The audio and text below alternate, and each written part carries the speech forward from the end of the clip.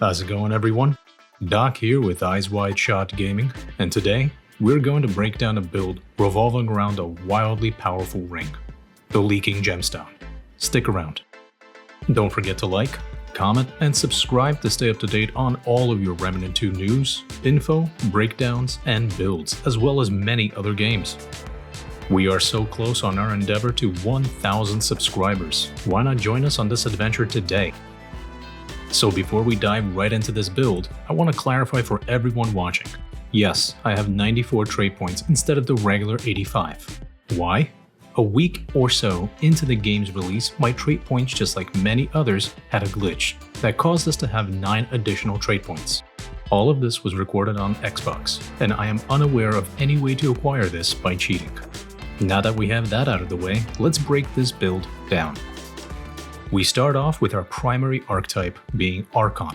Main reason for it is the prime perk Tempest that automatically generates 15 mod power per second, as well as casting a mod doubles this value for 10 seconds.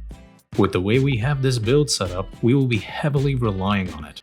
The damage perk too has its place within this build by granting an extra 10% mod critical chance, as does the utility perk that reduces mod power requirement per charge by 10%. For the skill, we went with Chaos Gate. This conjures a 7-meter unstable zone which grants stacks of unbridled chaos. It lasts 26 seconds, and with each stack, allies gain 0.7% to all damage dealt and receive 0.3 damage taken. This stacks up to 50 times, and having any stacks further increases our mod generation by 5%. So, more stacks means more damage we do, but also more damage we take. For our secondary archetype, we went with Hunter, mostly for its damage perk giving us a 40% gain to range damage, 15% gain to weak spot damage, and 5% gain to ranged critical chance. With it, the skill we chose is Hunter's Focus. This skill allows us to enter a focus state once we fire our weapon. This focus state reduces weapon spread, recoil, and sway by 50% and grants 25% to ranged and ranged weak spot damage. While we are focused, we also mark enemies, granting us an increase by 10% to our critical chance against these enemies. Let's go on down and see what jewelry we are wearing to help this build come together. For our amulet, we are running the Worn Dog Tags. This is a new amulet we gained from the Forgotten Kingdom DLC. It increases our fire rate and reload speed by 15%, the main focus being on our fire rate. The first ring and most important item to make this all work is the Leaking Gemstone.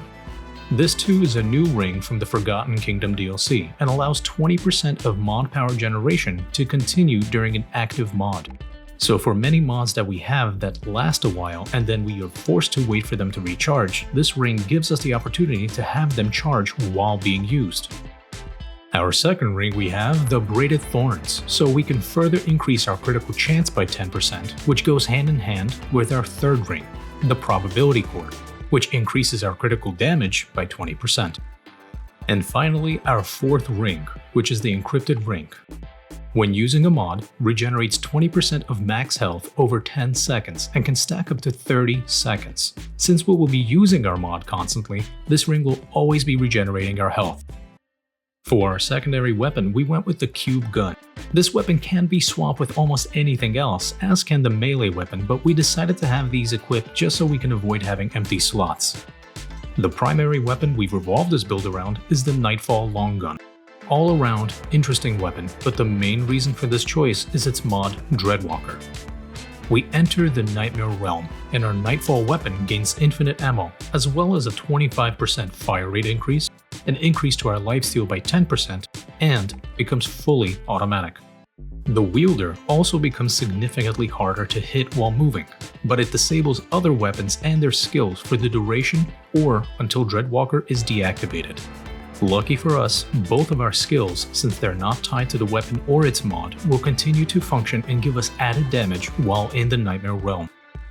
With it, we equip the Momentum Mutator to increase our critical chance and critical damage by 2% every time we score a critical hit, stacking up to 10 times for 5 seconds per stack.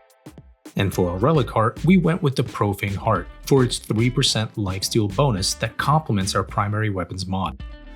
On the relic cart, we chose mod duration, mod cost, and ranged fire rate. On the right hand side, you will see our traits, with a main focus on spirit, expertise, and gifted. But for more lifesteal, we should put points into Siphoner and Leech as well. Now that we have the skeleton of this build, let's see how it works. So, as you can see, we use both of our skills in Activator mod, allowing us to peak at over 3600 DPS, and consistently have our mod ready to go again once it runs out.